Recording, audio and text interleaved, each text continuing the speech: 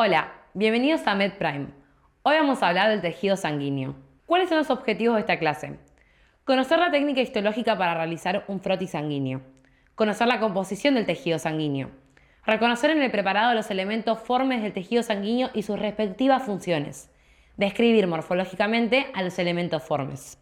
Las funciones de la sangre son el transporte de sustancias nutritivas y oxígeno hacia las células, transporte de desechos y dióxido de carbono desde las células, distribución de hormonas y otras sustancias reguladoras, mantenimiento de la homeostasis porque actúa como amortiguador y participa en la coagulación y la termorregulación. La homeostasis de alguna manera es la regulación del organismo, ¿sí? Y la termorregulación está relacionada con regular la temperatura, ¿bien? Otra de las funciones es el transporte de células y agentes humorales del sistema inmunitario. Quiero que se queden con la palabra transporte, porque la sangre va a ir a todos los lugares. O sea, en todos los lugares del cuerpo necesitamos que haya sangre, que llegue nutrición, que llegue oxígeno. Si no, ese tejido o esa célula muere, ¿sí? Por lo tanto, es una vía de transporte para hormonas, para oxígeno, para nutrientes, ¿sí? A diferencia de los preparados que estuvimos viendo anteriormente, este lo vamos a ver con un frotis sanguíneo. El frotis sanguíneo, como se ve acá en la imagen, vamos a usar una gota de sangre, ¿sí? Lo vamos a poner en un protoobjeto y con el otro lo vamos a deslizar. Y va a quedar así, ¿sí? Un borde fino, un poco más difuminado, bien, y acá es donde se va a ver mejor la sangre. Mejor dicho, los elementos formes de la sangre. No se va a teñir de la manera convencional con la técnica de hematoxilina y eosina, sino se va a teñir con la tinción de Romanowsky, modificada por Wright o modificada por Giemsa. Wright va a usar metanol y Giemsa va a usar glicerol. Esto no es para nada importante, solo les quería traer que no se utiliza la hematoxilina y la eosina, sino más bien el azul de metileno y la eosina.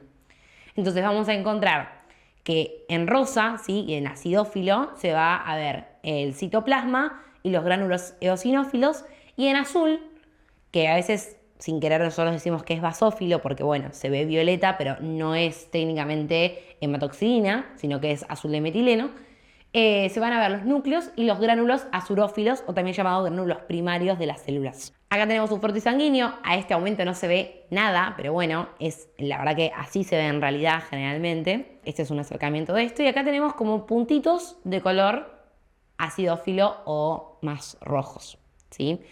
Todo esto va a corresponder a los eritrocitos o glóbulos rojos. ¿Cuál es la composición de la sangre? Bueno, acá tenemos un tubo con sangre recién sacada, se va a centrifugar y anticoagulada, y se va a centrifugar, ¿sí? Y se van a dividir en base a los componentes que tiene. Bien, un 55% de la sangre va a corresponder al plasma. Y en el plasma vamos a encontrar, como dice ahí, agua, proteínas, nutrientes, electrolitos. Menos del 1% va a corresponder a otros elementos formes que no sean los glóbulos rojos, como los glóbulos blancos, las plaquetas, ¿sí? Y un 45% va a corresponder a los eritrocitos. Es importante el concepto de hematocrito, que está relacionado con la cantidad de elementos formes que hay en una muestra de sangre, ¿sí? El valor más o menos va a rondar, si es dependiendo de hombre o mujer, entre un 36 hasta casi un 50%. Depende mucho de la persona, de la edad.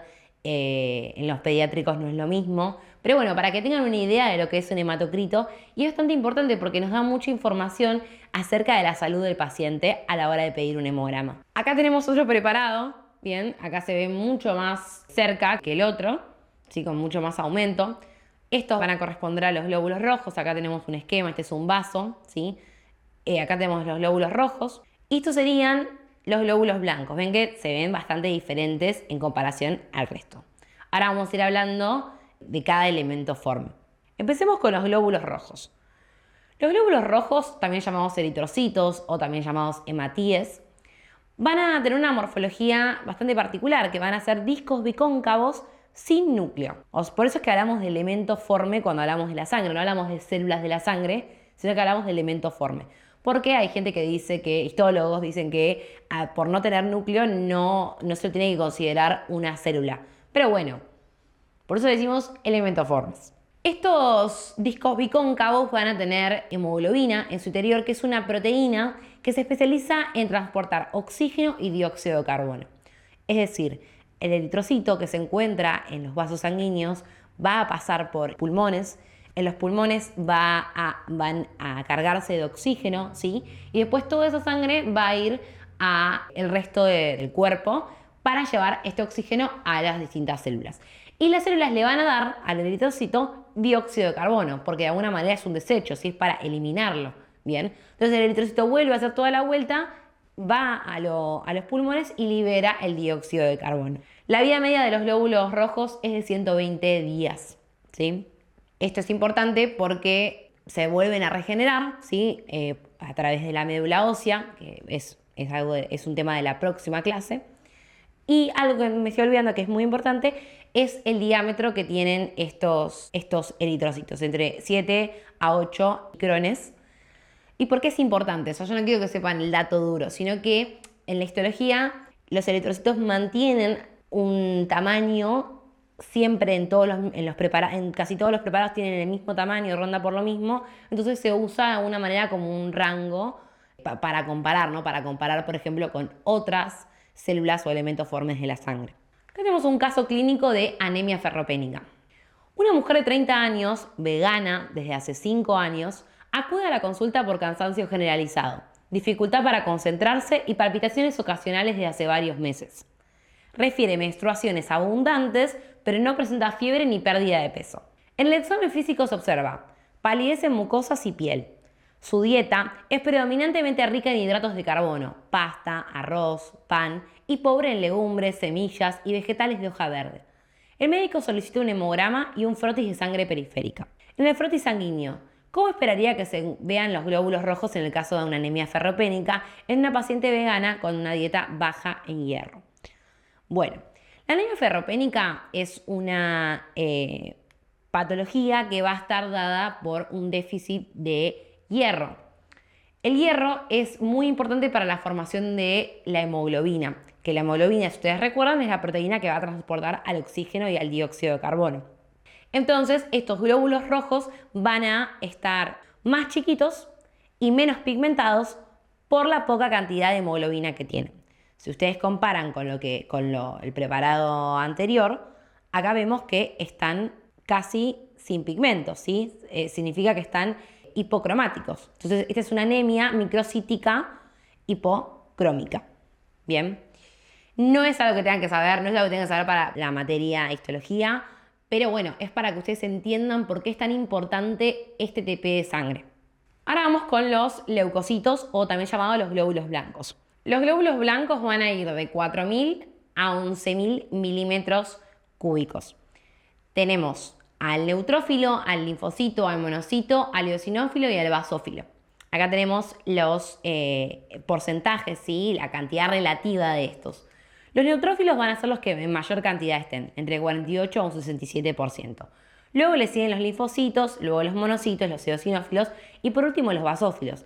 Por lo tanto, en un frotis sanguíneo vamos a encontrar principalmente a los neutrófilos y a los linfocitos. Y no se maten buscando basófilos porque seguramente no vayan a encontrar. Es importante saber esta fórmula leucocitaria porque me va a indicar qué es lo que tiene el paciente, ¿no? Si un paciente viene enfermo y yo le pido un recuento de glóbulos blancos, bueno, primero es importante cuánta cantidad hay, ¿no? Si hay mucha cantidad de glóbulos blancos, seguramente esté con una infección, porque su cuerpo está batallando, ¿sí? Contra un agente infeccioso. Los glóbulos blancos, recordemos, como hablamos en otros TPs, que sirven para la defensa, ¿sí? La defensa inmunológica. Después puede ser que esté también disminuido, entonces estamos hablando quizás de una inmunodeficiencia. Eso también es bastante importante porque esta paciente se puede agarrar cualquier tipo de infección por no tener la cantidad de glóbulos blancos necesaria. Vamos con un caso clínico de infección bacteriana. Un niño de 7 años acude a la consulta acompañado por sus padres, quienes refieren que tiene dolor de garganta, fiebre de 38,5 grados centígrados y dificultad para tragar desde hace 2 días. En el examen físico se observa enrojecimiento de la faringe, placas blanquecinas en las amígdalas y ganglios linfáticos cervicales inflamados. No presenta tos ni congestión nasal. Se sospecha una infección bacteriana y se decide solicitar un hemograma. Acá tenemos, esto es la garganta, así las fauces, ¿bien? Acá tenemos las amígdalas aumentadas de tamaño con exudado blanquecino y más la fiebre, ¿sí? Yo estoy acá pensando en algún tipo de faringitis, ¿bien? De nuevo, no tienen por qué saber esto, pero quiero que lo puedan relacionar con qué tipo de glóbulo blanco puede estar relacionado a una infección bacteriana. Entonces la pregunta es, ¿qué hallazgos esperás encontrar en el hemograma de este paciente? Bueno, lo que vamos a encontrar es neutrofilia, ¿sí? Un aumento de los neutrófilos. O sea, un aumento de glóbulos blancos, bien por arriba de 11.000 blancos, y con predominio de neutrófilos. Los neutrófilos van a ser, entonces, los más abundantes, van a formar parte de los granulocitos, ¿sí? Porque tienen no solo gránulos primarios, sino también tienen gránulos secundarios y gránulos terciarios.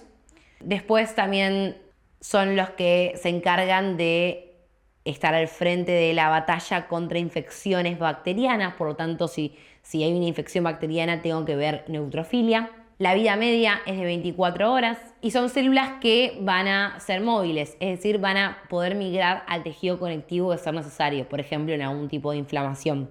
Acá tenemos los eritrocitos que ya estuvimos hablando y este sería un neutrófilo. Y acá también tenemos dos neutrófilos. Los neutrófilos van a tener un citoplasma más pálido, van a tener un núcleo que tiene la cromatina por algunos lados más densa que en otros lados. La cromatina puede estar más laxa o más densa dependiendo de dónde estamos viendo. En el centro es un poco más laxa y en la envoltura nuclear un poco más densa. Va a ser multilobulado, ¿sí? O sea, nosotros no vemos un núcleo común como estuvimos hablando, por ejemplo, no sé, el fibroblasto o el osteocito o el osteoblasto, ¿no? Acá vamos a encontrar varios lóbulos, ¿sí? Que van a estar unidos por puentes de cromatina que son más finos, ¿sí? Fuentes de cromatina finos. Acá también tenemos otros. Pareciera que es multinucleado, pero no. Es un solo núcleo, pero es multilobulado. Vamos con otro caso clínico de alergia a medicamentos. Una mujer de 25 años consulta por la aparición de erupciones cutáneas y prurito intenso después de haber tomado las primeras 3 dosis de amoxicilina para tratar una faringitis estreptocóxica. Los síntomas comenzaron 24 horas después de iniciar el tratamiento, junto con un cansancio generalizado. En el examen físico se observa una erupción maculopapular difusa en el cuello, tronco, brazos y piernas, sin signos de compromiso respiratorio o fiebre. El médico sospecha una reacción alérgica inducida por el medicamento y solicita un hemograma completo. Bueno, acá tenemos una imagen de la paciente, ¿no? Rascándose porque le pica el prurito, significa que le pica, que le da picazón, ¿sí? Una erupción maculopapular es como todo esto más rojo, ¿sí? No viene al caso que ustedes sepan cómo es una erupción maculopapular. Lo que nos tiene que llamar la atención es, bueno, estas erupciones cutáneas y que se da a las horas de haber tomado el medicamento como la amoxicilina. La amoxicilina es un fármaco que en muchas personas da alergia. Entonces, ¿qué hallazgos esperas encontrar en el hemograma de este paciente? Bueno, si ustedes recuerdan la clase anterior del tejido conectivo, las células del tejido conectivo, el glóbulo blanco que está relacionado con la alergia es el eosinófilo. El eosinófilo es esta célula que está acá, esta que está acá de nuevo más eritrocitos, ¿sí? Va a tener un núcleo generalmente bilobulado, el neutrófilo tenía más o menos 3 lóbulos, o puede tener más también. Va a tener gránulos primarios y gránulos secundarios, pero no gránulos terciarios como tenía el neutrófilo. Y va a estar relacionado a procesos infecciosos parasitarios, reacciones alérgicas e inflamación crónica. Como vemos en el citoplasma, ¿sí? En el citoplasma de estas células va a haber gránulos que se tiñen intensamente acidófilos, ¿sí? Con eosina. El núcleo, de nuevo, parece que son varios núcleos, pero en realidad es uno solo, unido por un puente de cromatina más grueso, como se ve acá. Por ahora podemos diferenciar bastante bien un neutrófilo de un eosinófilo. Vamos con otro caso clínico. Caso clínico de infección viral. Un adolescente de 15 años se presenta en la consulta con síntomas de fiebre, dolor de garganta, malestar general y adenopatías en el cuello que han persistido por una semana. Adenopatías serían los ganglios acá en el cuello. En el examen físico se observa una faringe enrojecida y placas blanquecinas en las amígdalas. Los ganglios linfáticos cervicales están notablemente agrandados y sensibles al tacto. No tiene erupciones cutáneas ni signos respiratorios. La madre menciona que la adolescente estuvo en contacto reciente con un compañero de clase que tenía síntomas similares. El médico sospecha de mononucleosis infecciosa causada por el virus Epstein-Barr y solicita un hemograma completo, junto con un monotest. Bueno, acá hay muchos aspectos para pensar de que es una infección viral. Yo quiero que se queden con la adenopatía. La adenopatía está muy relacionada a mononucleosis y que bueno, que si ya hay muchas personas que están de la misma manera, lo que es viral se contagia mucho más fácil, ¿sí? Mucho más rápido. Entonces, bueno, también es una alerta como, bueno, para pensar en una infección viral. Y el monotest es un test rápido para ver si da positivo para Epstein-Barr o no. ¿Qué hallazgos esperás encontrar en el hemograma de esta paciente con una infección viral? Bueno, va a haber una linfocitosis, ¿sí? Va a haber un aumento de los linfocitos. Estas células que están acá, ¿sí? Van a tener como función la defensa inmune en las infecciones virales. Entonces va a haber un aumento de glóbulos blancos por arriba de 11.000 y va a haber un predominio de linfocitos. Por eso es importante saber la fórmula leucocitaria, cuáles son los leucocitos que predominan. El linfocito sería esta célula que está acá. Es una célula que tiene un tamaño muy similar a un eritrocito. Como ustedes pueden ver, es mucho más pequeño que el eosinófilo y el neutrófilo. Va a tener una relación núcleo-citoplasma 1:1. Quiere decir que nosotros casi no podemos ver el citoplasma, se ve mejor el núcleo. Va a tener una cromatina bien condensada, por eso se ve intensamente basófila. Y bueno, tiene vida media mucho más larga que el resto, ¿no? Va a poder durar entre semanas a años. Recordemos que va a haber un aumento de estos linfocitos en una infección viral. Otros leucocitos van a ser los basófilos y los monocitos. Recordemos que los basófilos son los que en menos cantidad están y los monocitos son los que le siguen a los linfocitos. Bien. Bueno, el basófilo, a diferencia del resto de las células sanguíneas, van a tener gránulos basófilos, por lo tanto, muchas veces pasa que estos gránulos basófilos se tiñen tan intensamente que ni siquiera se ve el núcleo. En este caso sí se ve, pero puede pasar que a veces no se vea.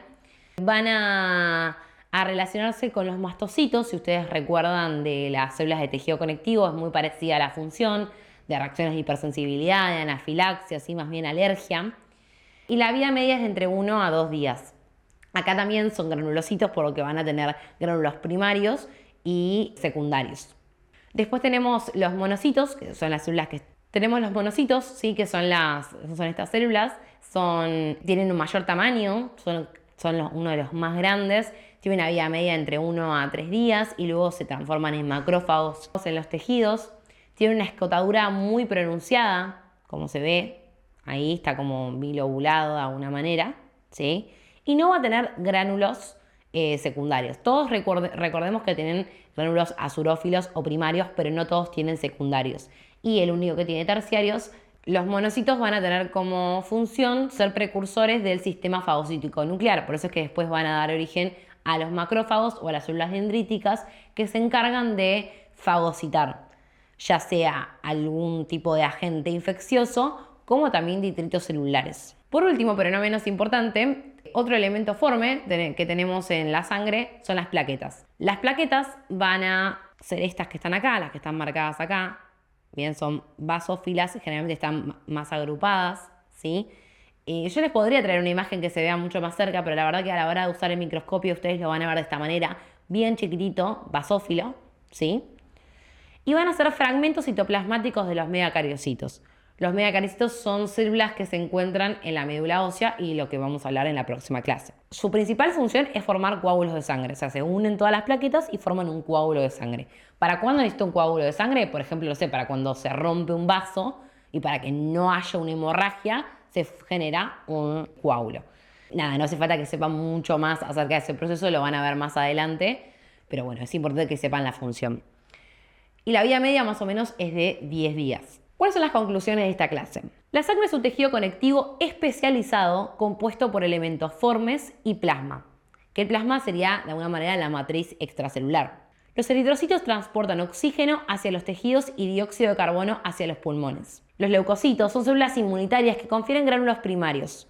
Los granulocitos, neutrófilos, eosinófilos y basófilos Tienen además gránulos secundarios. Y recuerden que los neutrófilos, gránulos terciarios. Los linfocitos y monocitos no los tienen, pero cumplen funciones claves en la respuesta inmune. Y por último, las plaquetas son responsables de la coagulación sanguínea. Una aclaración de los gránulos: no es necesario que sepan cuál es el contenido, excepto que su examen sea quizás multiple choice, pero no es tan relevante. Con que entiendan cuáles son granulocitos y cuáles son agranulocitos es suficiente. Muchas gracias y nos vemos la próxima clase.